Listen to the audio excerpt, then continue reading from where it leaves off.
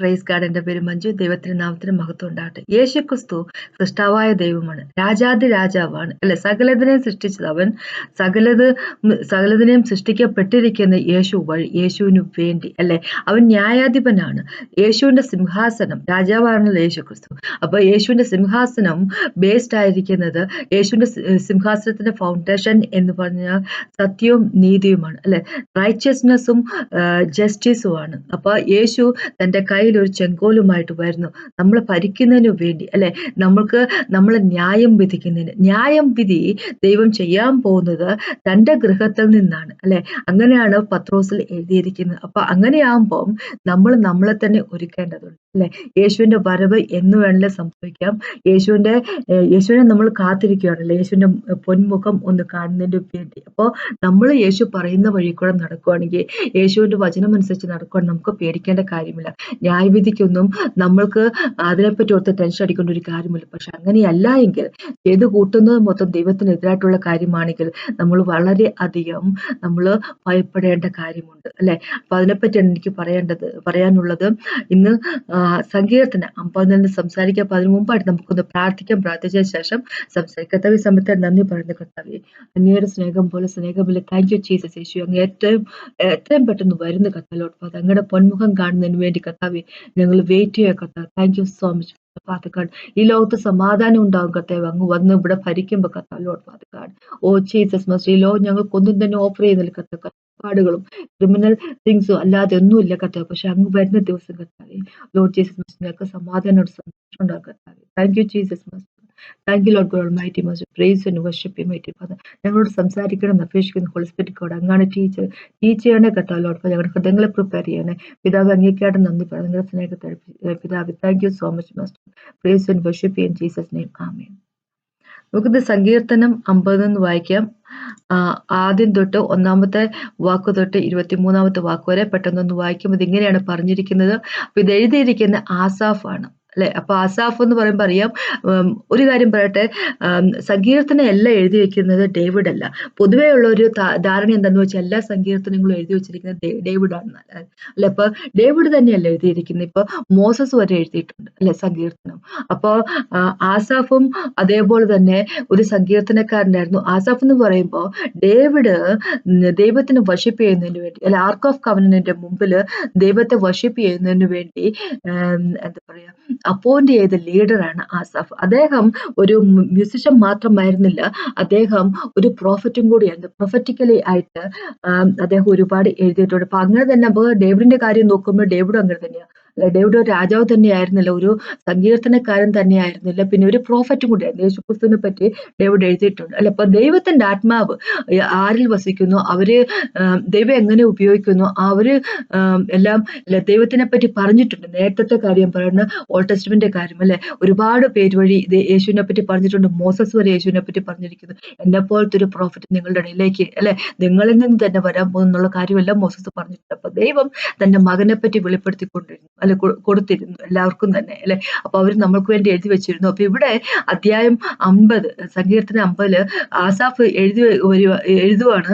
എന്താന്ന് വെച്ച് കഴിഞ്ഞാൽ ദൈവം തന്റെ മക്കളെ ന്യായം വിധിക്കുന്നതിന് വരുന്ന ഒരു സമയത്തെ പറ്റി. അപ്പൊ നമുക്കറിയാം അവസാനത്തെ ബുക്ക് റെവലേഷനിലേക്ക് പോകുമ്പോൾ, വെളിപാടിനകത്തേക്ക് പോകുമ്പോൾ ജോണും അല്ലെ, അപ്പോസ്റ്റൽ ജോണും ഇതേപോലെ തന്നെ എഴുതിയിട്ടുണ്ട് അല്ലെ.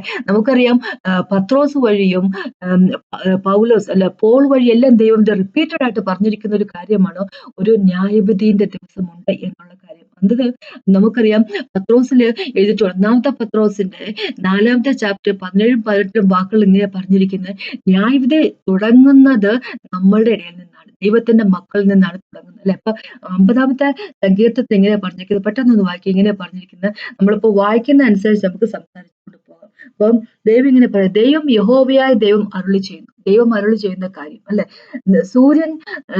സൂര്യന്റെ ഉദയം മുതൽ അസ്തമയം വരെ ഭൂമിയെ വിളിക്കുന്നു. അപ്പോൾ ഭൂമിയുടെ ഒരു അറ്റത്ത് നിന്ന് അടുത്തൊരു അറ്റത്തിലേക്ക് അറ്റത്ത് നിന്ന് ആൾക്കാരെ ദൈവം വിളിക്കുന്നു എന്നാണ് പറഞ്ഞത്. അപ്പൊ ചിലർക്ക് ചോദിക്കാൻ പറ്റും, ഭൂമി ഉരുണ്ടതാണ് അല്ലെ, അപ്പൊ അതിന്റെ ഒരറ്റം തൊട്ട് മറ്ററ്റം പറ്റി വിളിക്കുന്നു എന്നൊക്കെ പറഞ്ഞാൽ എങ്ങനെ ശരിയാണ്? അപ്പൊ അതിനെപ്പറ്റി സയന്റിഫിക്കലി ആയിട്ടൊന്നും അല്ല ഞാൻ സംസാരിക്കുന്നത് അല്ലെ. നമ്മളിങ്ങനെ പറയും ഒരു രാജ്യത്തിന്റെ ഒരു അറ്റം തൊട്ട് അടുത്ത അറ്റം വരെ വിളിക്കുന്നു എന്ന് പറയുന്ന പോലെ അങ്ങനെ പറയുന്നേ ഉള്ളൂ അല്ലെ, ലിറ്ററലി അങ്ങ് പറയുന്നേ ഉള്ളൂ. അപ്പൊ ദൈവം തന്റെ മക്കൾ വിളിക്കുന്നു, അതാണ് മനുഷ്യവർഗത്തെ വിളിക്കുന്നത്. അതിനെപ്പറ്റിയാണ് പറഞ്ഞിരിക്കുന്നത്. സൗന്ദര്യത്തിന്റെ പൂർണ്ണതയായ സിയോനിൽ നിന്ന് ദൈവം പ്രകാശിക്കുന്നു. നമ്മുടെ ദൈവം വരുന്നു, മൗനമായിരിക്കുകയില്ല. അവന്റെ മുമ്പിൽ തീ ദഹിപ്പിക്കുന്നു, അവന്റെ ചുറ്റും വലിയൊരു കൊടുങ്കാറ്റടിക്കുന്നു. തന്റെ ജനത്തെ ന്യായം വിധിക്കേണ്ടതിന് അവൻ മേലിൽ നിന്ന് ആകാശത്തെയും ഭൂമിയെയും വിളിക്കുന്നു. നമ്മുടെ ദൈവം വരുന്നു, നമ്മളെ ന്യായം വിധിക്കുന്നതിന് വേണ്ടി. യേശുക്രിസ്തു ആണ് ന്യായം വിധിക്കാൻ അവകാശമുള്ളവൻ അല്ലെ. മനുഷ്യവർഗത്തെ മൊത്തം വീണ്ടെടുത്തിരിക്കുന്ന യേശുക്രിസ്തുവാണ്. അപ്പൊ മനുഷ്യവർഗത്തെ ന്യായം വിധിക്കാൻ അവകാശം പിതാവ് കൊടുത്തിരിക്കുന്ന യേശുക്രിസ്തുവിന് മാത്രമാണ്, വേറെ ആർക്കുമില്ല. നമ്മൾക്ക് ആർക്കും തന്നെയില്ല മനുഷ്യവർഗത്തെ ന്യായം വിധിക്കുന്നതിന് വേണ്ടി. നമ്മുടെ കുഞ്ഞുങ്ങളെ പോലും ന്യായം വിധിക്കുന്നതിന്, നമ്മുടെ മാതാപിതാക്കളും നമ്മുടെ സഹോദരങ്ങളെ പോലും, നമ്മുടെ ഹസ്ബൻഡിനും വൈഫിനെയും ഒന്നും ന്യായം വിധിക്കാനുള്ള യാതൊരു വിധത്തിലുള്ള അവകാശവും നമ്മുടെ ഞാൻ പറയാൻ ഉദ്ദേശിച്ചതെന്ന് വെച്ചാല് ആരെയും ന്യായം വിധിക്കാനുള്ള ഒരു അവകാശം മനുഷ്യന് കൊടുത്തിട്ടില്ല അല്ലെ. അതെല്ലാം നമ്മൾ ഇന്ന് കാണുന്നത് തലങ്ങും ബലങ്ങും അല്ലെ, കുറ്റവും കുറവും പറഞ്ഞു എന്താ പറയുക, ന്യായം വിധിക്കുന്ന ഒരു കാഴ്ചയാണ് നമ്മൾ കാണുന്നത്. പക്ഷെ ദൈവത്തിന് മാത്രമേ ഉള്ളൂ ന്യായം വിധിക്കാനുള്ള അവകാശമുള്ളൂ. പക്ഷെ യേശു ആദ്യത്തെ പ്രാവശ്യം വന്നപ്പോൾ ന്യായം വിധിക്കാനല്ല വന്നത്, രക്ഷപ്പെടുത്താനായിട്ട് വന്നത് അല്ലെ, പാപികളെ തേടി എത്തി അല്ലെ, ന്യായം വിധിക്കുന്നതിന് വേണ്ടിയില്ല. പക്ഷെ രണ്ടാമത്തെ വരുമ്പോ അങ്ങനെ ആയിരിക്കത്തില്ല കാര്യം എന്ന് ചുരുക്കം. ഇവിടെ നാലാമത്തെ പറയാം, തന്റെ ജനത്തെ ന്യായം വിധിക്കാൻ അവൻ മേൽ നിന്ന് ആകാശത്തെയും ഭൂമിയെയും വിളിക്കുക. തന്റെ ജനത്തെ ന്യായം വിധിക്കുന്നതിന് വേണ്ടി, ലോകത്തെ ന്യായം വിധിക്കുന്നതിനെ പറ്റി അല്ല പറയുന്നത് ഇവിടെ, തന്റെ ജനത്തെ ന്യായം വിധിക്കുന്നതിന്. ഒന്നാമത്തെ പത്രോസിലേക്ക് പോകുമ്പോൾ 4ാമത്തെ ചാപ്റ്റർ നേരത്തെ പറഞ്ഞാണ് 17ഉം 18ഉം ഇങ്ങനെ പറഞ്ഞിരിക്കുന്ന പീറ്റർ പറയുന്ന കാര്യം അല്ല. ഒന്നാമത്തെ പത്രോസ് എന്ന് പീറ്റർ ഇതാണ് ലേഖനമാണ് ഇങ്ങനെ പറഞ്ഞിരിക്കുന്നത്, ന്യായവിധി ദൈവഗൃഹത്തിൽ ആരംഭിപ്പാൻ സമയമായില്ല. അപ്പൊ ദൈവഗൃഹത്തിലാണ്, നമ്മളുടെ ഇടയ്ക്കാണ് ന്യായവിധി വരാൻ പോകുന്നത് അല്ലെ. അത്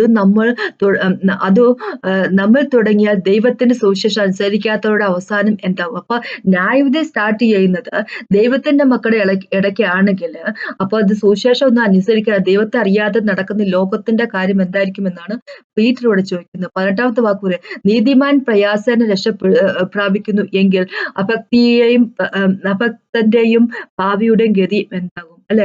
നീതിമാൻ യേശുവിൽ വിശ്വസിക്കുന്ന വ്യക്തി കഷ്ടപ്പെട്ട് രക്ഷപ്പെടുന്നു എങ്കിൽ, എന്താ പറയുക, പ്രയാസേന രക്ഷ പ്രാപിക്കുന്നു എങ്കിൽ അഭക്തന്റെയും പാപിയുടെയും ഗതി എന്താകും? അപ്പൊ അവിടെ വരുമ്പോ നമുക്കൊരു ഡൗട്ട് ഉള്ളതെന്ന് പറയുമ്പോ, കഷ്ടപ്പെട്ട് അല്ലെ പ്രയാസേന രക്ഷ പ്രാപിക്കുന്നു എന്ന് പറയുന്നതിനെ പറ്റി അതെന്താണ് അങ്ങനെ? നമ്മൾ യേശുവിൽ വിശ്വസിച്ച ആ സമയത്ത് നമ്മൾക്ക് രക്ഷ കിട്ടിയില്ലേ എന്നൊരു ചോദ്യം നമുക്ക് ഓട്ടോമാറ്റിക്കൽ നമ്മുടെ മനസ്സിലേക്ക് വരാം. അപ്പൊ ഇതാണ് ആൻസർ. എന്തെന്ന് വെച്ച് കഴിഞ്ഞാൽ, രക്ഷ എന്ന് പറഞ്ഞാല് ആദ്യമായിട്ട് നമ്മള് യേശുവിനെ വിശ്വസിക്കുന്ന സമയത്ത് കംപ്ലീറ്റ് ആയിട്ട് നമുക്ക് രക്ഷയല്ല കിട്ടുക, നമ്മുടെ ഒരു ജസ്റ്റിഫിക്കേഷൻ ആണ് വരുന്നത്. നമ്മുടെ പാപങ്ങളെ ദൈവം പുറത്തു തരുന്നു എന്നുള്ള കാര്യമാണ് വരുന്നത്. പിന്നെ നമ്മൾ ഓരോ ദിവസം ദൈവത്തിന്റെ യേശുവിന്റെ ഒപ്പം നമ്മൾ ജീവിച്ച് അല്ലെ, ഓരോ ദിവസം അവരിലായി നമ്മൾ അവസാനമാണ് നമുക്ക് ദൈവം നമുക്ക് പൂർണ്ണമായിട്ടുള്ള രക്ഷ കിട്ടുന്നത്. അവനെ പോലെ ആയിത്തീരുമ്പോ അല്ലെ. അപ്പൊ നമുക്കറിയാം യേശു വരുമ്പോൾ നമ്മൾ അവനെ പോലെ ആയിത്തീരും. നമ്മള് യേശു പിതാവിന് അതാണ് നമ്മളെ പറ്റിയുള്ള ആഗ്രഹം അല്ലെ. ഇപ്പൊ റോമർക്ക് ലേഖനത്തിലേക്ക് 8ാമത്തെ ചാപ്റ്ററിലേക്ക് പോകുമ്പോൾ 29ാമത്തെ വാക്ക് ഇങ്ങനെ പറഞ്ഞിരിക്കുന്നത്, യേശു നമ്മൾ പല സഹോദരന്മാരില് മുമ്പനാകുന്നതിന് വേണ്ടി അല്ലെ, ആദിജാതൻ ആകുന്നതിന് വേണ്ടി എന്തിനാ ദൈവം നമ്മളെല്ലാവരും യേശുവിന്റെ ഇമേജിലേക്ക് അല്ലെ, സ്വരൂപത്തിലേക്ക് കൺഫേം ചെയ്തിരിക്കണം എന്നാണ് ദൈവം നമ്മളെ പറ്റി ഉദ്ദേശിക്കുന്നത് അല്ലെ. അപ്പൊ പല സഹോദരന്മാരിൽ ഏറ്റവും മൂത്ത ആളാകുന്ന ആദിജാതനാകുന്നതിന് വേണ്ടി അല്ലെ. അപ്പൊ അങ്ങനെയാകുമ്പോ യേശുവിനെ പോലെ ആയിത്തീരും. അതാണ് നമ്മളെ പറ്റിയുള്ള ദൈവത്തിന്റെ ആഗ്രഹം അല്ലെ. അപ്പൊ നമ്മള് യേശുവിനെ ഇപ്പൊ ഒന്ന് വിചാരിച്ചു, പലവരും ചർച്ചിലേക്ക് പോകുന്ന പല വ്യക്തികളും പല വിശ്വാസികളും അവര് രക്ഷയുണ്ട് എന്നൊരു കാര്യത്തിൽ എത്രമാത്രം കാര്യങ്ങൾ ചെയ്തു കൂട്ടുന്നുണ്ട്. അപ്പൊ അതിനെപ്പറ്റി നമ്മൾ 50ാമത്തെ സങ്കീർത്തനത്തിൽ ദൈവം പറയാൻ പോകുന്നത് അല്ലെ. അപ്പൊ അങ്ങനെ എത്രയോ പേര് യേശുവിന്റെ ഒപ്പമാണെന്ന് പറയുകയും പക്ഷെ നേരെ ചൊവ്വ അല്ലാതെ ജീവിക്കുന്ന ആൾക്കാരുണ്ട്. അപ്പൊ അവരുടെ രക്ഷ അവർ രക്ഷിക്കപ്പെട്ടു, അവർക്കും സ്വർഗത്തില് സ്ഥാനമുണ്ടെന്ന് പറയുന്നതിന്റെ കാര്യം എന്തിരിക്കുന്നു? അല്ലെ, ദൈവം തന്നെ വിശ്വസിക്കുന്ന ഒരു വ്യക്തിയെ പോലും നഷ്ടപ്പെടുത്തി കളയണമെന്ന് ദൈവത്തിന് യാതൊരു വിധത്തില് താല്പര്യവുമില്ല. അതുകൊണ്ടാണ് പറഞ്ഞിരിക്കുന്നത്, ദൈവം ഹോളി ആയിരിക്കുന്നത് പോലെ നമ്മൾ ഹോളി ആയിരിക്കണം. കാരണം ദൈവം പരിശുദ്ധനായിരിക്കും, നമ്മളും പരിശുദ്ധരായിരിക്കണം. പരിശുദ്ധമില്ലാതെ ദൈവത്തെ നമുക്ക് കാണാൻ സാധിക്കത്തില്ല. അല്ലെ, നമ്മളുടെ എന്താ പറയാ സാൽവേഷൻ, ഫിലിപ്പിയർക്ക് ലേഖനത്തിൽ ഇങ്ങനെ പഠിക്കുന്നത്, നമ്മുടെ സാൽവേഷൻ ഫിയർ ആൻഡ് ട്രംബ്ലിംഗ് കൊണ്ട്, അല്ലെ, ഫിയർ ആൻഡ് ട്രംബ്ലിംഗ് കൂടി, ഭയത്തോടു കൂടി നമ്മൾ അതിനെ വർക്കൗട്ട് ചെയ്ത് തന്നെ വേണം. അല്ലെ, ദൈവത്തിൽ നമ്മൾ ക്ലിങ് ഓൺ ചെയ്യണം. അല്ലെ, നമ്മളത് നമ്മുടെ സാൽവേഷൻ, നമ്മുടെ ലക്ഷ്യം നമ്മൾ വിട്ട് കളയാനുള്ള ഒരു ഇട പോലും ഉണ്ടാകരുത് എന്നാ പറഞ്ഞിരിക്കുന്നത്. അപ്പൊ ഇവിടുന്ന് 50-ാമത്തെ സങ്കീർത്തനത്തിലേക്ക് വരുമ്പോൾ ഇങ്ങനെയാ അവിടെ പറഞ്ഞിരിക്കുന്നത്. ദൈവം പറയുകയാണ്, ഇപ്പൊ ദൈവം ന്യായം വിധിക്കാൻ, തന്റെ ജനത്തെ ന്യായം വിധിക്കാൻ വേണ്ടി വരുന്നതിനെ പറ്റിയാണ് പറഞ്ഞിരിക്കുന്നത്. ഇവിടെ തന്റെ ജനം എന്ന് പറയുമ്പോൾ ചിലരെങ്കിലും പറയുന്നൊരു കാര്യമുണ്ട്, ഈ പുസ്തകം, അല്ലെ, സങ്കീർത്തനം എന്നുള്ളത് ഓൾഡ് ടെസ്റ്റ്മെന്റ് ആയതുകൊണ്ടും ദൈവം ഇവിടെ ഒരു കവനന്റിനെ പറ്റി, അല്ലെ, പറയുന്നത് കൊണ്ടും, അല്ലെ, ഇവിടെ ഇങ്ങനെ പറഞ്ഞിരിക്കുന്നത്, നിയമം വെച്ചവർ എന്നൊരു വാക്ക് ദൈവം 5-ാമത്തെ വാക്ക് പറഞ്ഞിട്ടുണ്ട്. അതുകൊണ്ടും ചിലരെങ്കിലും പറയുന്ന ഒരു കാര്യമുണ്ട്, ഇത് എഴുതിയിരിക്കുന്നത് ഇസ്രായേലിന് വേണ്ടി മാത്രമാണെന്നുള്ള കാര്യം ചിലരെങ്കിലും പറയുന്ന ഒരു കാര്യമാണ്. പക്ഷെ ഒരു കാര്യം നമ്മൾ മനസ്സിലാക്കുക, നമ്മൾ ആരാണ് ഇപ്പോൾ, അല്ലെ, യേശുവിൽ വിശ്വസിക്കുന്ന വ്യക്തികൾക്ക് ഇസ്രായേലിനുമായിട്ട് എന്തെങ്കിലും കാര്യമുണ്ടോ എന്നൊന്ന് വിചാരിച്ചു നോക്കുക. നമുക്കറിയാം, റോമകൃത ലേഖനത്തിലേക്ക് തന്നെ 4-ാമത്തെ ചാപ്റ്ററിലേക്ക് പോകുമ്പോൾ എബ്രഹാമിനെ പറ്റി പറയുന്നൊരു കാര്യമുണ്ട്. എബ്രഹാം വിശ്വാസികളുടെ പിതാവാണ്. അല്ലെ, എബ്രഹാം എന്റെ പിതാവാണ് എബ്രഹാം, നിങ്ങളുടെ പിതാവാണ് എബ്രഹാം. യേശുവിലുള്ള വിശ്വാസം കൊണ്ട് നമ്മൾ എബ്രഹാമിന്റെ മക്കളായി തീർന്നിരിക്കുക ചെയ്യുന്നത്. എബ്രഹാമിന് സർക്കംസിഷൻ, അല്ലെ, സർക്കംസിഷൻ എന്നുള്ളത് കൊടുത്തത്, പരിച്ഛേദനം എന്നുള്ളത് കൊടുത്ത് അടയാളമായിട്ടാണ് കൊടുത്തത്. എബ്രഹാം ദൈവത്തെ വിശ്വസിച്ചു, അത് ദൈവം നീതിയായിട്ട് കണക്കുകൂട്ടി. അങ്ങനെ നീതിവാനായതുകൊണ്ടാണ് ഇപ്പോ എബ്രഹാമിന് ആ നീതിക്ക് അതിനുള്ള ഒരു അടയാളമായിട്ടാണ് ദൈവം പരിച്ഛേദനം കൊടുത്തത്. അല്ലെ, ദൈവത്തിലുള്ള വിശ്വാസം കൊണ്ടാണ് നമ്മൾക്കും നീതി കിട്ടുന്നത്. യേശുവിന്റെ നീതി നമുക്ക് തരുന്നത് ദൈവത്തിലുള്ള വിശ്വാസം കൊണ്ടാണ്. അതേപോലെ തന്നെ എബ്രഹാം വിശ്വസിച്ചു, ദൈവത്തിൽ വിശ്വസിച്ചു, അല്ലെ, അപ്പൊ അങ്ങനെ എബ്രഹാം നീതി കിട്ടി. അപ്പൊ അതുകൊണ്ട് അതിനുള്ള അടയാളമായിട്ടാണ് എബ്രഹാമിന് പരിച്ഛേദനം കിട്ടിയിരിക്കുന്നത്. എബ്രഹാമിന് ദൈവം പരിച്ഛേദനം ചെയ്യാൻ പറഞ്ഞിരിക്കുന്നത്. അതിനു മുമ്പേ എബ്രഹാം നീതിമാനായത്. അപ്പൊ ദൈവത്തിൽ വിശ്വസിക്കുന്ന ആരും, യേശുക്രിസ്തുവിൽ വിശ്വസിക്കുന്ന എല്ലാവരും എബ്രഹാമിന്റെ മക്കളായിട്ട് വരുന്നത്. അപ്പൊ നമ്മളും ഇസ്രായേലിന്റെ പാർട്ടാണ്. ഫിസിക്കലായിട്ട് വേണ്ട ഇസ്രായേലിന്റെ പാർട്ടല്ല, അല്ലെ, നമ്മൾ വേറെ രാജ്യത്തുള്ളൊരു, പക്ഷേ സ്പിരിച്വൽ ആയിട്ടുള്ള ഇസ്രായേലിന്റെ പാർട്ടാണ് നമ്മൾ എന്ന് വിചാരിക്കുക. അപ്പൊ ഇത് എഴുതിയിരിക്കുന്നത്, ഈ സങ്കീർത്തനം എഴുതിയിരിക്കുന്നത് ഇസ്രായേലിന് വേണ്ടിയാണ്, നമ്മൾക്കും വേണ്ടിയാണ് ചുരുക്കം, അല്ലെ. അപ്പൊ ഇവിടെ ഇങ്ങനെ പറഞ്ഞിരിക്കുക, 4-ാമത്തെ വാക്കുണ്ട്, തന്റെ ജനത്തെ ന്യായം വിധിക്കേണ്ടതിന് അവൻ മേലിൽ ആകാശത്തെയും ഭൂമിയെയും വിളിക്കുന്നു. യാഗം കഴിച്ച് എന്നോട് നിയമം ചെയ്യവരായ എന്റെ വിശുദ്ധന്മാരെ എന്റെ അടുക്കൽ കൂട്ടുന്നു. അപ്പൊ അതിനെപ്പറ്റി അവിടെ പറഞ്ഞിരിക്കുന്നത്, യാഗം കഴിച്ചു എന്നോട് നിയമം ചെയ്തവരായി എന്റെ വിശുദ്ധന്മാരെ എന്ന് പറഞ്ഞിരിക്കുന്നത് ഇസ്രായേലിനെ പറ്റി മാത്രമല്ല പറഞ്ഞിരിക്കുന്നത്. ഇസ്രായേൽ ജനത്തോട് ദൈവത്തിന് എന്താ പറയാ കവനന്റ് ന്യായമല്ല, നിയമം ഉണ്ട് എന്നുള്ള കാര്യം വാസ്തവം. പക്ഷെ അതിനെപ്പറ്റി തന്നെയല്ല ദൈവം പറയുന്നത്, നമ്മളെപ്പറ്റി എല്ലാവരുടെ കൂടെയാണ്. ജനറൽ ആയിട്ട് ദൈവം പറയുന്നത് ദൈവത്തിന്റെ മക്കൾ, അല്ലെ, അവരും നമ്മളും എല്ലാവരെയും പറ്റിയാണ് പറഞ്ഞിരിക്കുന്നത്. അപ്പൊ ഇവിടെ ദൈവം 4-ാമത്തെ വാക്യം പറഞ്ഞിരിക്കുന്നത്, ആകാശത്തെയും ഭൂമിയെയുമാണ് സാക്ഷികളായിട്ട് വിളിക്കുന്നത്, അല്ലെ. ദൈവത്തിന്റെ ക്രിയേഷനെയാണ് ദൈവം സാക്ഷികളായിട്ട് വിളിക്കുന്നത്, മനുഷ്യനെ സാക്ഷികളായിട്ട് വിളിക്കുന്നില്ല, അല്ലെ. നമുക്ക് മനുഷ്യരെ അങ്ങോട്ടും ഇങ്ങോട്ടും ന്യായം വിധിക്കുന്നതിന് വേണ്ടി മനുഷ്യരെ ന്യായം വിധിക്കുമ്പോൾ ദൈവം മനുഷ്യരെയല്ല സാക്ഷികളായിട്ട് നിർത്തിയിരിക്കുന്നത്, അല്ലെ. കാര്യം എന്ന് വെച്ചാൽ മനുഷ്യരെ കള്ളം പറയുന്ന തരത്തിലുള്ള ആൾക്കാരാണുള്ളത്, അല്ലെ. സത്യമായിട്ട് കാര്യങ്ങളൊക്കെ പറയുന്നവരൊന്നും മിക്കവാറും തന്നെ ആൾക്കാർ അങ്ങനെയൊന്നും അല്ലല്ലോ. അപ്പൊ അതുകൊണ്ടാണ് ദൈവം സൃഷ്ടിയെ വിളിക്കുന്നത്. സൃഷ്ടി കള്ളത്തരം പറയത്തില്ല. കാരണം വെച്ചാൽ അവർക്കറിയാം ദൈവത്തിന്റെ ശക്തിയെ പറ്റി അറിയാം, അല്ലെ, ദൈവത്തിന്റെ പരിശുദ്ധിയെ പറ്റി അറിയാം. അവര് ഉള്ള കാര്യം മാത്രമേ പറയത്തുള്ളൂ. അവരെല്ലാം കണ്ടോണ്ടിരിക്കുക, ഈ ഭൂമിയും ആകാശവും വെള്ളവും പറവകളും പശുക്കളും എന്താ പറയാ ജീവികളെല്ലാം കണ്ടോണ്ടിരിക്കുക നമ്മളെല്ലാരും ചെയ്യുന്ന കാര്യത്തെ പറ്റി, അല്ലെ. ഇവിടെ ദൈവം പറയുവാണ് 6-ാമത്തെ, അപ്പൊ ദൈവം ഇവിടെ ന്യായം വിധിക്കാൻ പോകുന്ന ലോകത്തെ അല്ല, നമ്മളെയാണ്, അല്ലെ. അതാണ് ഇപ്പൊ 1 തൊട്ട് 5 വരെയുള്ള വാക്കുകൾ നമ്മൾ വായിച്ചത്. ദൈവം ന്യായം വിധിക്കുന്നതിനെ പറ്റി ആസാഫ് പറയുവാണ്, ദൈവം ന്യായം വിധിക്കാൻ വരുന്നത് തന്റെ മക്കളെ. അപ്പൊ 6-ാമത്തെ വാക്കോട്ട് പറയുന്നത്, ദൈവം തന്നെ ന്യായാധിപതി ആകിയാൽ ആകാശം അവന്റെ നീതിയെ ഘോഷിക്കും, അല്ലെ. ആകാശം നീതിയെ മാത്രമേ ഘോഷിക്കത്തുള്ളൂ. ആകാശത്തിനറിയാം ദൈവത്തിനെ പറ്റി, അല്ലെ. ആകാശത്തിലെയും ദൈവം എത്രമാത്രം പരിശുദ്ധനാന്നുള്ള കാര്യം, ആകാശത്തിലെയും ദൈവം എത്രമാത്രം നീതിമാൻ എന്നുള്ള കാര്യം, അല്ലെ. ആകാശം നീതിമാനായ ദൈവത്തെ വാഴ്ത്തുക തന്നെ ചെയ്യും. ഇനി 7-ാമത്തെ വാക്ക്, എന്റെ ജനമേ കേൾക്ക, ഞാൻ സംസാരിക്കും. ഇസ്രായേലേ, ഞാൻ നിന്നോട് സാക്ഷീകരിക്കും. ദൈവമായി ഞാൻ നിന്റെ ദൈവമാകുന്നു. ദൈവമായ ദൈവം അല്ലെ, യഹോവ അഡോനായി സംസാരിക്കാൻ പോവാണ്, തന്റെ ജനത്തോട് പറയുവാണ്. ഇനിയും ഇവിടെ താഴേക്ക് വരുന്ന വാക്കുകൾ 8 തൊട്ട് 23 വരെയുള്ള വാക്കുകൾ ഞാൻ പെട്ടെന്നൊന്ന് പറയുവാണെങ്കിൽ വായിച്ച് സംസാരിച്ചു പോകാം. പക്ഷെ അതിനു മുമ്പ് ഞാനൊരു കാര്യം പറയുവാണെങ്കിൽ, ദൈവം തന്റെ മക്കളെ ഇവിടെ 2 കാറ്റഗറി ആയിട്ട് തിരിക്കുന്നതിനെ പറ്റിയാണ് നമ്മൾ കാണാൻ പോകുന്നത്. 2 കാറ്റഗറി ഉണ്ട്. ആദ്യത്തെ കാറ്റഗറി എന്ന് പറയുമ്പോൾ എങ്ങനെയാന്ന് വെച്ച് കഴിഞ്ഞാൽ, ദൈവത്തിന് വേണ്ടി ദൈവത്തിന്റെ നാമത്തിൽ ഒരുപാട് കാര്യങ്ങൾ ചെയ്യുന്ന ആൾക്കാർ അല്ലെ, ഒരുപാട് കാര്യങ്ങൾ ചെയ്യുന്ന ആൾക്കാർ, പക്ഷെ അവരുടെ ഹൃദയം ദൈവത്തിന്റെ അടുത്തേ അല്ലാതിരിക്കുന്ന ഒരാൾക്കാർ, ദൈവത്തോട് നന്ദി ഇല്ലാതിരിക്കുന്ന ആൾക്കാർ. പിന്നെ അടുത്ത കാറ്റഗറി എന്ന് പറയുമ്പോൾ ദൈവത്തിന് വേണ്ടി ഒന്നും ചെയ്യുന്നില്ല, ദൈവത്തിന്റെ വഴിയിൽ നിന്ന് മാറിപ്പോകുന്ന ദുഷ്ടരായിരിക്കുന്ന ആൾക്കാർ. അതിനെപ്പറ്റിയാണ് ദൈവം പറഞ്ഞിരിക്കുന്നത്. ദൈവത്തിന്റെ മക്കളെ പറ്റിയാണ് ഒന്ന് വിചാരിച്ചത്. ദൈവം ന്യായം വിധിക്കുന്ന 2 കാറ്റഗറി ആയിട്ട് തിരിച്ചിരിക്കുന്നു ഇവിടെ. അപ്പൊ അതിനെപ്പറ്റിയാണ് ദൈവം ഇവിടെ പറയാൻ പോകുന്നത്. 8ാമത്തെ വാക്കൂട്ട്, നിന്റെ ഹനനയാഗങ്ങളെ കുറിച്ച്. അപ്പൊ 1ാമത്തെ കാറ്റഗറി ആൾക്കാരെ പറ്റി പറയുന്നത് ഒരുപാട് കാര്യങ്ങൾ, ഒരുപാട് യാഗങ്ങൾ, ഒരുപാട് കാര്യങ്ങളൊക്കെ ചെയ്തു കൂട്ടുന്ന ആൾക്കാർ, പക്ഷെ ഹൃദയം ദൈവത്തിലല്ലാത്ത ആൾക്കാരെ പറ്റി പറയുന്നത്. നിന്റെ ഹനനയാഗങ്ങളെ കുറിച്ച് ഞാൻ നിന്നെ ശാസിക്കുന്നില്ല. നിന്റെ ഹോമയാഗങ്ങൾ എപ്പോഴും എന്റെ മുമ്പാകെ ഇരിക്കുന്നു. നിന്റെ വീട്ടിൽ നിന്ന് കാളയെയോ നിന്റെ തൊഴുത്തുകളിൽ നിന്ന് കോലാട് കൊറ്റന്മാരെ ഞാൻ എടുക്കയില്ല. കാട്ടിലെ സകല മൃഗങ്ങളും പർവ്വതങ്ങളിലെ 1000 ജന്തുക്കളും എനിക്കുള്ളവയാകുന്നു. മലകളിലെ പക്ഷികളെയും ഒക്കെ ഞാൻ അറിയുന്നു. വയലിലെ ജന്തുക്കളും എനിക്കുള്ളവ തന്നെ. എനിക്ക് വിശന്നാൽ ഞാൻ നിന്നോട് പറയില്ല.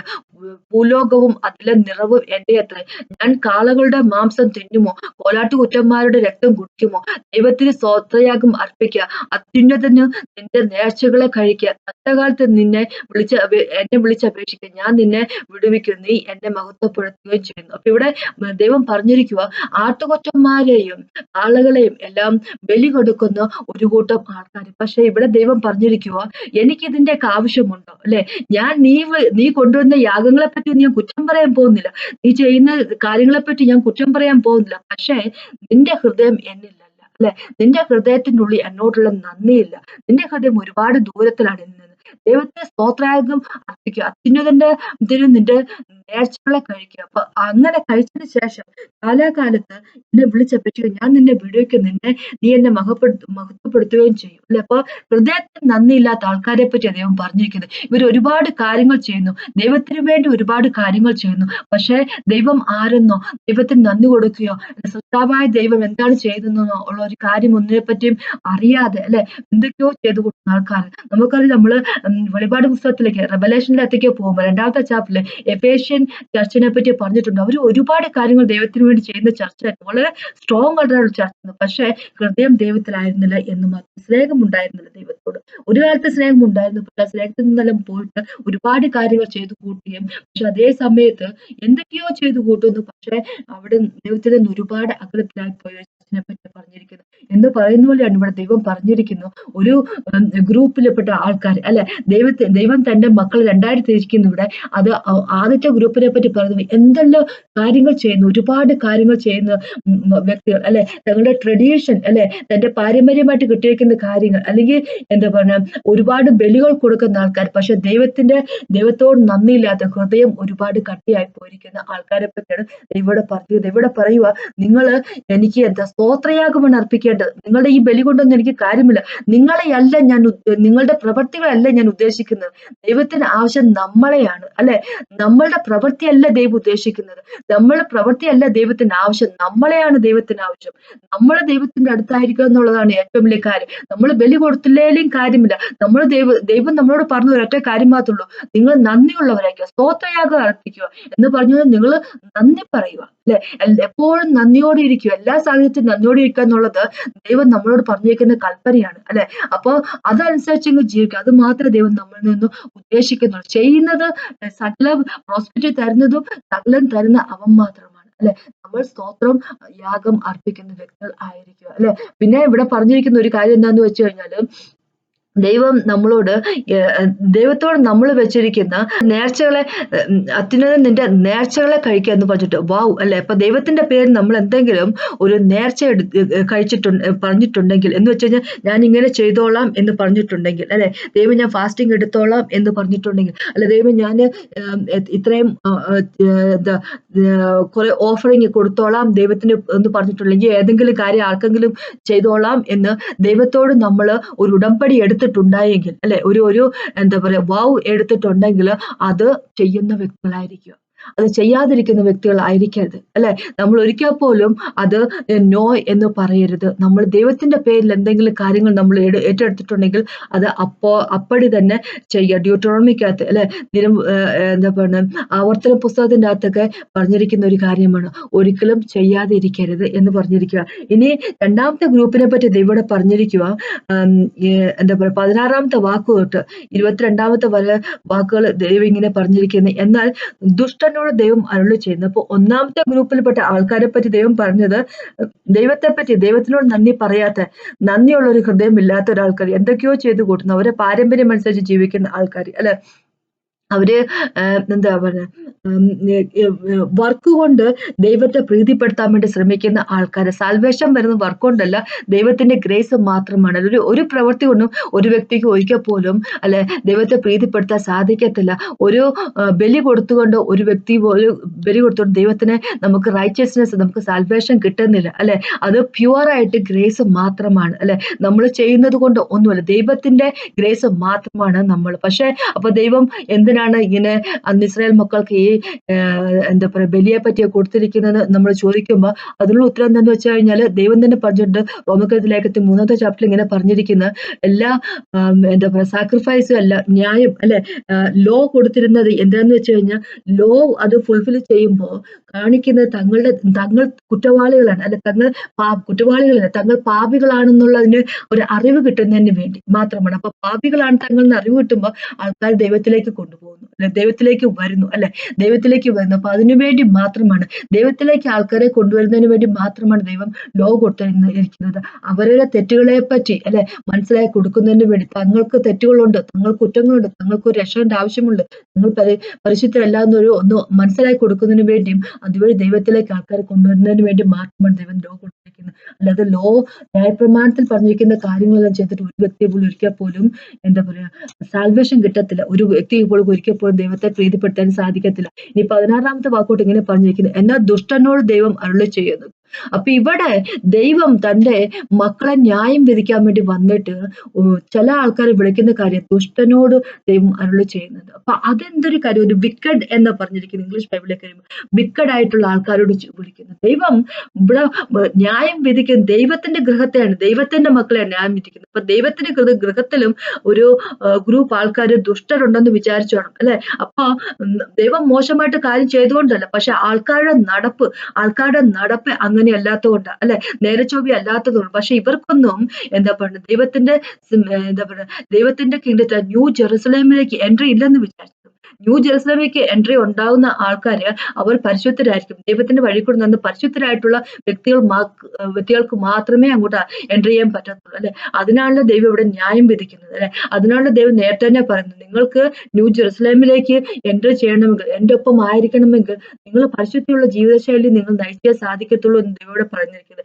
16-ാമത്തെ വാക്കിനെ പറഞ്ഞിരിക്കുന്നത്, എന്നാൽ ദുഷ്ടനോട് ദൈവം അരുളി ചെയ്യുന്നത്, നീ എന്റെ ചട്ടങ്ങളെ അറിയിപ്പാനും എന്റെ നിയമത്തെ നിന്റെ വായിലെടുപ്പാനും നിനക്കെന്ത് കാര്യം. അപ്പൊ ദൈവത്തിന്റെ ചട്ടങ്ങൾ അറിയിക്കുകയും ദൈവത്തിന്റെ നിയമങ്ങളൊക്കെ സംസാരിക്കുകയൊക്കെ ചെയ്തുകൊണ്ടിരിക്കുന്ന ആൾക്കാരെ പറ്റിയാണ് ദൈവം വിളിക്കുന്നത് ദുഷ്ടൻ എന്ന് ദൈവം ഇവിടെ പറഞ്ഞിരിക്കുന്നത് അല്ലെ. അപ്പൊ ഇങ്ങനെയൊക്കെ പറയാൻ, ദൈവത്തിന്റെ ചട്ടങ്ങളെയൊക്കെ പറ്റി പറയാനുള്ള അവകാശം നിനക്ക് എന്തിരിക്കുന്നു, കാരണം നീ എന്റെ വഴി കൂടെ നടക്കുന്നവനല്ല എന്താ പറഞ്ഞിരിക്കുന്നത്. നീ ശാസനയെ വെറുക്കുന്നു, എന്റെ വചനങ്ങൾ നിന്റെ പുറകിൽ എറിഞ്ഞു കളയുന്നുമില്ല. ശാസനയെ വെറുക്കുന്നു. അപ്പൊ നമുക്ക് എബ്രായത്തിൽ 12-ാമത്തെ ചാപ്റ്ററിൽ പോകുമ്പോൾ 6-ാമത്തെ വാക്കിൽ ഇങ്ങനെ ദൈവം പറഞ്ഞിരിക്കുന്നു, ദൈവം ശാസിക്കുന്നു, ദൈവം സ്നേഹിക്കുന്ന ആൾക്കാർ അല്ലെ, ദൈവം സ്വീകരിക്കുന്ന അക്സെപ്റ്റ് ചെയ്യുന്നിരിക്കുന്ന ആൾക്കാരെ ദൈവം ശാസിക്കുക തന്നെ ചെയ്യും അല്ലെ. കാരണം മക്കളാണെങ്കിൽ ശാസന ഉള്ളതാണ്. പക്ഷെ ഇവിടെ പറഞ്ഞിരിക്കുവാണ് ശാസനയെ വെറുക്കുന്ന ആൾക്കാർ, അല്ലെ? ദൈവം സ്നേഹത്തോടു കൂടി ശാസിക്കുമ്പോ, ദൈവം സ്നേഹത്തോടെ കറക്റ്റ് ചെയ്യുമ്പോ അത് പറ്റത്തില്ല, എന്നെ എനിക്ക് അതിന്റെ ഒന്നും ആവശ്യമെന്ന് പറഞ്ഞ് ദൈവത്തിന്റെ ശാസനയെ തള്ളിക്കളയുന്ന ആൾക്കാര്, ദൈവത്തിന്റെ വചനത്തെ പുറകിലേക്ക് എറിഞ്ഞു കളയുന്നവര്, കള്ളനെ കണ്ടാൽ നീ അവന് അനുകൂലപ്പെടുന്നു, വ്യഭിചാരികളോട് നീ പങ്കുവെക്കുന്നു. ദൈവത്തിന്റെ മക്കളെ പറ്റി പറയുന്നു വിചാരിക്കണം, അല്ലെ? ദൈവത്തിന്റെ മക്കളെ ന്യായം വയ്ക്കുന്നു. അതിൽ ഒരു കൂട്ടം മക്കൾ എങ്ങനെയാ ചെയ്യുന്നത്? കള്ളനെ കണ്ടാൽ നീ അനുകൂലപ്പെടുന്നു, വ്യഭിചാരികളോട് നീ പങ്കുവെക്കുന്നു. അപ്പൊ ഒന്ന് വിചാരിച്ചേക്കെ, ഗലാത്യർക്കെതിരെ ലേഖനത്തിന് 6-ാമത്തെ ചാപ്റ്റർ 1-ാമത്തെ വാക്യം ഇങ്ങനെ പറഞ്ഞിരിക്കുന്നത്, ഏതൊരു ആളെങ്കിലും, അല്ലെ, നമ്മളുടെ ഇടയിൽ, വിശ്വാസികളുടെ മക്കളുടെ ഇടയിൽ ആരെങ്കിലും വഴിതെറ്റി പോകുന്നുണ്ടെങ്കിൽ, പാപം ചെയ്യുന്നവരുണ്ടെങ്കിൽ അവരെ തിരിച്ച് ദൈവത്തിലേക്ക് കൊണ്ടു, അല്ലെ, വല്ല തെറ്റിൽ അകപ്പെട്ടു പോയാൽ ആത്മീയരായ നമ്മള് അങ്ങനെയുള്ളവരെ സൗമ്യതയുടെ ആത്മാവിനാൽ അവരെ യഥാസ്ഥാനത്തേക്ക് തിരിച്ചു കൊണ്ടുവരിക എന്നാ പറഞ്ഞിരിക്കുന്നത്, റിസ്റ്റോർ ചെയ്യുമെന്ന് പറഞ്ഞിരിക്കുന്നത്. അതേ സ്ഥലത്ത് തന്നെ പറഞ്ഞിരിക്കുന്നത്, അതേ വാക്ക് തന്നെ പറഞ്ഞിരിക്കുന്നത്, നമ്മള് മൈൻഡ്ഫുൾ ആയിരിക്കണം, അല്ലെ, നമ്മൾ വീണ് പോകാതിരിക്കാൻ വേണ്ടി, നമ്മൾ ടെംപ്ടേഷൻ ആകാതിരിക്കാൻ വേണ്ടി. അങ്ങനെ എന്താ പറഞ്ഞ, തെറ്റ് കണ്ടു കഴിഞ്ഞാല്, തെറ്റാണെന്ന് മനസ്സിലാക്കി കഴിഞ്ഞു കഴിഞ്ഞാൽ, നമ്മൾ കാണുമ്പോ നമുക്ക് മനസ്സിലാകുമ്പോ അവരെ കറക്റ്റ് ചെയ്തുകൊണ്ട് അവരെ തിരിച്ച് ദൈവത്തിലേക്ക് കൊണ്ടുവരണം. അതാണ് നമ്മളോട് ദൈവം പറഞ്ഞിരിക്കുന്ന വർക്ക്. ഇവിടെ ഇങ്ങനെയല്ല ഇവർ ചെയ്തിരിക്കുന്നത്. കള്ളനെ കണ്ടാൽ 18-ാമത്തെ വാക്കൂലെ, കള്ളനെ കണ്ടാൽ നീ അവന് അനുകൂലമാകുന്നു, അല്ലെ? നീ കട്ടെടുക്കുന്നവർക്ക് കണ്ടു, ഓക്കെ കുഴപ്പമില്ല, നീ എടുത്തു ഇഷ്ടംപോലെ പറയുന്നവൻ, അല്ലെ? വിചാരികളോട് കൂടി നീ പങ്കു കൂടുന്നു, അല്ലെ? അപ്പൊ തെറ്റിനെ പ്രൊമോട്ട് ചെയ്യുകയും തെറ്റ് ചെയ്യുകയും ചെയ്യുന്ന ആൾക്കാർ, അല്ലെ? ദുഷ്ടൻ എന്നാണ് ദൈവം ഒരു കൂട്ടം മക്കളെ വിളിച്ചിരിക്കുന്നത്. പിന്നെ ഇവിടെ പറഞ്ഞിരിക്കുക, നിന്റെ വായ നീ ദോഷത്തിന് വിട്ടുകൊടുക്കുന്നു, നിന്റെ നാവ് വഞ്ചന പണിയുന്നു. അപ്പൊ നമുക്കറിയാം, മോശപ്പെട്ട കാര്യങ്ങൾ പറയുന്ന വായ്. പിന്നെ താഴേക്ക് വരുമോ, നീ ഇരുന്ന് നിന്റെ സഹോദരന് വിരോധമായി സംസാരിക്കുന്നു, നിന്റെ അമ്മയുടെ മകനെ കുറിച്ച് അപവാദം പറയുന്നു, നീ ചെയ്യുക, നീ അതിനു മുമ്പ് ഇത് പറയട്ടെ, എന്താ പറയുക, 19-20 വാക്കിൽ പറഞ്ഞിരിക്കുന്ന, കോശത്തമായി നിന്റെ വായ് നീ ദോഷത്തിന് വിട്ടുകൊടുക്കുന്നു, നിന്റെ നാവ് വഞ്ചന പിണയ്ക്കുന്നു, നീ ഇരുന്ന് നിന്റെ സഹോദരന് വിരോധമായി സംസാരിക്കുന്നു. എഫേസ്യർക്കെഴുതിയ ലേഖനത്തിൽ 4-ാമത്തെ ചാപ്റ്ററിലേക്ക് പോകുമ്പോൾ 29-ാമത്തെ വാക്ക് ഇങ്ങനെ പറഞ്ഞിരിക്കുന്നു, കേൾക്കുന്നവർക്ക് കൃപ ലഭിക്കത്തക്ക രീതിയിലുള്ള വാക്കുകൾ മാത്രമേ നമ്മൾ സംസാരിക്കാവുള്ളൂ. അത് അവരുടെ ആത്മീയ വർധനയ്ക്കായിട്ടുള്ള വാക്കുകൾ മാത്രമേ സംസാരിക്കാത്തുള്ളൂ, അല്ലാതെ ആവശ്യമില്ലാത്ത കാര്യങ്ങൾ നമ്മുടെ വായിൽ നിന്ന് വരയെന്ന് പറഞ്ഞിരിക്കുക. പക്ഷെ ഇവിടെ പറഞ്ഞിരിക്കുന്നു, ദൈവത്തിന്റെ മക്കള് കുറെ പേരുടെയെങ്കിലും വായിൽ നിന്ന് ദോഷത്തിന് അവരവരുടെ വായന വിട്ടുകൊടുത്തിരിക്കുന്നു, അവരുടെ തന്നെ സഹോദരങ്ങളുടെ കുറ്റം പറയുന്നു, അല്ലെ? അപ്പോ പിന്നെ ഇവിടെ ദൈവം പറഞ്ഞിരിക്കുന്നത് 21-ാമത്തെ വാക്ക് പോലെ, ദൈവത്തെ മറക്കുന്നവരെ. അപ്പൊ ദൈവത്തെ മറക്കുന്നവരെ എന്നാണ് ഇവരെ വിളിച്ചിരിക്കുന്നത്, അല്ലെ? ആദ്യത്തെ ഗ്രൂപ്പിൽ പെടുന്ന ആൾക്കാരെ പറ്റി ദൈവം പറയുക, ചെയ്തു കൂട്ടുന്ന ഒരുപാട് ബലികൾ കൊടുക്കുന്ന ആൾക്കാർ, അല്ലെ, ഒരുപാട് കാര്യങ്ങൾ ചെയ്യുന്ന ആൾക്കാർ, പക്ഷെ അവരുടെ ഹൃദയം ദൈവത്തിൽ നിന്നും മാറിപ്പോയിരിക്കുന്നത്, അല്ലെ, ദൈവത്തിൽ നിന്ന് ഒരുപാട് അകലെയായിരിക്കുന്നത്, ദൈവത്തോട് നന്ദിയില്ലാത്ത ഹൃദയമുള്ള ഒരു കൂട്ടം ആൾക്കാരെ പറ്റി ദൈവം പറയുന്നു. പിന്നെ 2-ാമത്തെ കൂട്ടത്തിൽപ്പെട്ട ആൾക്കാരെ പറ്റി ദൈവം പറയോ, ദുഷ്ടന്മാരെ എന്ന് വിളിച്ചിരിക്കുക ദൈവം. അപ്പൊ ഒന്ന് വിചാരിച്ചു വെക്കുക, ദൈവത്തിന്റെ മക്കളെ പറ്റിയാ പറഞ്ഞിരിക്കുന്നത് വിചാരിക്കും, അല്ലെ? തങ്ങളുടെ ഇഷ്ടത്തിന് പ്രകാരം നടക്കുന്ന, ദൈവത്തിന്റെ വചനം പുറത്തേക്ക് എറിഞ്ഞു കളഞ്ഞിരിക്കുക, ദൈവം കറക്റ്റ് ചെയ്യുമ്പോ, അല്ലെ, ദൈവം എന്താ പറയാ, അവരെ ശാസിക്കുമ്പോ ശാസനയെ വെറുക്കുന്ന ആൾക്കാര്, ശാസനയെ വലിച്ചെറിഞ്ഞ ആൾക്കാര്, മറ്റുള്ളവരുടെ കുറ്റം പറയുന്ന ആൾക്കാര്, തങ്ങളുടെ വായ ആവശ്യമില്ലാത്ത ദോഷം പറയാൻ വേണ്ടി ഉപയോഗിക്കുന്നവര്, തന്റെ സഹോദരങ്ങളുടെ പോലും കുറ്റം പറയുന്ന ആൾക്കാർ, അല്ലെ? കള്ളനെയും വ്യഭിചാരിയായിരിക്കുന്ന ആൾക്കാർ, കള്ളനെ സപ്പോർട്ട് ചെയ്യുന്ന വെച്ചാൽ പാവം ചെയ്യുന്നവരെ സപ്പോർട്ട് ചെയ്യുന്ന ആൾക്കാര്, അങ്ങനെ പറ്റിയുള്ളവരെ ഇവിടെ പറഞ്ഞിരിക്കും. 22-ാമത്തെ വാക്ക്, ദൈവത്തെ മറക്കുന്നവരെ എന്ന് വിളിച്ചിരിക്കുക. ഇത് ദൈവത്തിന്റെ കുടുംബത്തിൽപ്പെട്ട ആൾക്കാരെ പറ്റി ഒന്ന് വിചാരിച്ചു നോക്കണം. നമ്മൾ ഏത് കാറ്റഗറിപ്പെട്ട ആൾക്കാരാണ് നമ്മളൊന്ന് വിചാരിച്ചു നോക്കുക. ഈ പറഞ്ഞേക്ക് 2 കാറ്റഗറിപ്പെട്ട ആൾക്കാരാണോ നമ്മൾ ദൈവത്തിന്റെ ന്യായവിധിക്ക് പാത്രമായി തീരുമോ എന്നുള്ള കാര്യം നമ്മളൊന്ന് ഓർത്തു നോക്കുക. നമ്മുടെ ജീവിതത്തെ തന്നെ നമ്മളൊന്ന് പരിശോധിക്കുക. ഞാൻ ഏതെങ്കിലും രീതിയിലേക്ക് ഈ ഒരു കാറ്റഗറി പെടുന്ന ആൾക്കാരാകുന്നുണ്ടോ? ഞാൻ ഏതെങ്കിലും ആരുടെയെങ്കിലും പാപത്തെ ഞാൻ ടോളറേറ്റ് ചെയ്യുന്നുണ്ടോ? ഞാൻ പാപത്തിന് കൂട്ടു നിൽക്കുന്ന വ്യക്തിയാണോ? അല്ലെ, എല്ലാ രീതിയിലും അഡ്ജസ്റ്റ് ചെയ്ത് പോകണം എന്ന് പറഞ്ഞ് പൊളിറ്റിക്കലി കറക്റ്റ് ആവുന്നതിന് വേണ്ടി ഞാൻ പാപത്തെ ടോളറേറ്റ് ചെയ്യുന്ന, പാപത്തെ അനുവദിച്ചു കൊടുക്കുന്ന വ്യക്തിയാണോ ഞാൻ? എന്റെ വായിൽ നിന്ന് മറ്റുള്ളവരുടെ മോശപ്പെട്ട രീതിയിൽ ഞാൻ സംസാരിക്കാറുണ്ട്. ദൈവം എന്നെ ശിക്ഷിക്കുമ്പോ, ദൈവം എന്നെ കറക്റ്റ് ചെയ്യുമ്പോ, അല്ലെ, അതിനെതിരായിട്ട് ഞാൻ നിൽക്കാറുണ്ട്. ദൈവത്തിന് വചനത്തെ വേണ്ടെന്ന് വെക്കാറുണ്ടോ ഞാൻ എന്നുള്ള കാര്യം നമ്മളെ തന്നെ നമ്മളൊന്ന് പരിശോധിച്ച് നോക്കുക. അങ്ങനെ കൂട്ടത്തിൽ വരുന്ന ആൾക്കാരാണെങ്കിൽ നമ്മൾക്ക് വരാൻ പോകുന്ന ന്യായവിധി ഉണ്ട്, മറന്നു പോകാതിരിക്കും. ഇവിടെ 22ാമത്തെ വാക്ക് ദൈവം ഇങ്ങനെ പറഞ്ഞിരിക്കുന്നത്, ദൈവത്തെ മറക്കുന്നവരെ ഇത് ഓർത്തുകൊള്ളുവിൻ, അല്ലെങ്കിൽ ഞാൻ നിങ്ങളെ കീറിക്കളയും, വിടുവിപ്പാൻ ആരും ഉണ്ടാകില്ല. ദൈവം കീറിക്കളയത്തന്നെ ചെയ്യും. ദൈവം ക്ഷമയുള്ളവര്, ദീർഘക്ഷമയുള്ളവനാണ് അല്ലെ. ഓരോ സമയത്തും ദൈവം നമുക്ക് ഒരുപാട് ചാൻസുകൾ തന്നുകൊണ്ടിരിക്കണം. പക്ഷെ ഈ ചാൻസ് തരാതിരിക്കുന്ന ഒരു സമയം വരും അല്ലെ. ഇപ്പൊ ഗ്രേസ് പീരീഡ് ആണ്, ഈ ഗ്രേസ് പീരീഡ് എടുത്ത് മാറ്റുന്ന ഒരു സമയം വരുന്നു. അപ്പൊ അതുവരെ നമ്മൾ വെച്ചുകൊണ്ടിരിക്കരുത് അല്ലെ. അതുവരെ നമ്മളെ തന്നെ കറക്റ്റ് ചെയ്യാൻ വേണ്ടി വെച്ചുകൊണ്ടിരിക്കരുത്. ദൈവം പറഞ്ഞിരിക്കുക, ഇത് നിങ്ങൾ മറക്കരുത്. നിങ്ങൾ റിപ്പന്റ് ചെയ്തുകൊണ്ട് തിരിച്ച് ദൈവത്തിലേക്ക് വരുവാൻ ദൈവം പറഞ്ഞിരിക്കുക. നമ്മളെ പറ്റി തന്നെ ഒന്ന് പരിശോധിക്കുക. നമ്മുടെ ഹൃദയത്തിലേക്ക് നമ്മൾ നോക്കുക. ഹോളി സ്പിരിറ്റ് ഗോഡിന്റെ ഹെൽപ്പോടുകൂടി ഹൃദയത്തിലേക്ക് നോക്കുക. ദൈവം ഞാൻ എങ്ങനെയാണ് അല്ലെ, ഞാൻ എന്റെ ട്രഡീഷനിലേക്കാണ് പോകുന്നത്, ഞാൻ എന്തൊക്കെയോ ചെയ്ത് കൂട്ടുവാണ്, എന്റെ ഹൃദയത്തിൽ ദൈവത്തോടുള്ള സ്നേഹമില്ലേ, ഞാൻ ദൈവത്തിൽ നിന്ന് അകലത്തിലാണോ, ദൈവത്തോട് എനിക്ക് നന്ദിയില്ലേ, ദൈവത്തിന്റെ വഴി കൂടി അല്ലേ ഞാൻ നടക്കുന്നത് അല്ലെ, ഞാൻ ദുഷ്ടനെ സപ്പോർട്ട് ചെയ്യുന്നവനാണോ, മോശപ്പെട്ട രീതിയിൽ ജീവിക്കുന്ന വ്യക്തിയാണോ, എന്റെ വായില് ഒരുപാട് മോശപ്പെട്ട കാര്യം വരുന്നുണ്ട്, ഞാൻ മറ്റുള്ളവരെ കുറ്റം പറയുന്ന വ്യക്തിയാണോ, എങ്ങനെയുള്ള വ്യക്തിയാണ് എന്ന് കാണിച്ചു തരണമെന്ന് ഹോളി സ്പിരിറ്റ് ഗോഡിനോട് നമുക്ക് അറിയാം അല്ലെ. ഹോളി സ്പിരിറ്റ് ഗോഡ് നമുക്ക് കാണിച്ചു തരുക തന്നെ ചെയ്യും. കാരണം നമ്മുടെ ദൈവത്തിന്റെ ഹൃദയം അങ്ങനെയാണ്. നമ്മൾ നഷ്ടപ്പെട്ടു പോകണം ദൈവത്തിന് ആഗ്രഹം ഉള്ള വ്യക്തിയല്ല.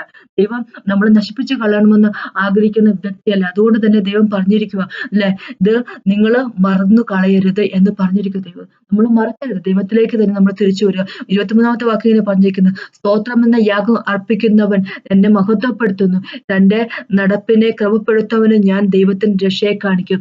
നമ്മുടെ നടപ്പിനെ ക്രമപ്പെടുത്താൻ നമ്മുടെ നടപ്പിനെ ക്രമപ്പെടുത്തിയേ പറ്റത്തുള്ളൂ. നമ്മുടെ നടപ്പ് ക്രമപ്പെടുത്തിയില്ലെങ്കിൽ ദൈവത്തിന്റെ കോപത്തിന് ഇരയായി തീരും നമ്മൾ. അതിനുള്ള ഇടവരുത്താതിരിക്കട്ടെ അല്ലെ. അതിനെപ്പറ്റി ദൈവം പറഞ്ഞിരിക്കുന്നു. ഒരു പുതിയ വർഷം നമുക്ക് തന്നിരിക്കുമ്പോൾ ദൈവം നമ്മളോട് പറഞ്ഞ കാര്യം ഇതാ, നമ്മുടെ നടപ്പിനെ നമ്മൾക്ക് ക്രമപ്പെടുത്താം. നമുക്ക് ദൈവത്തോട് സ്തോത്രം പറയാം അല്ലെ, സ്തോത്രയാഗം അർപ്പിക്കുന്ന വ്യക്തികളാകാം നമുക്ക് അല്ലെ.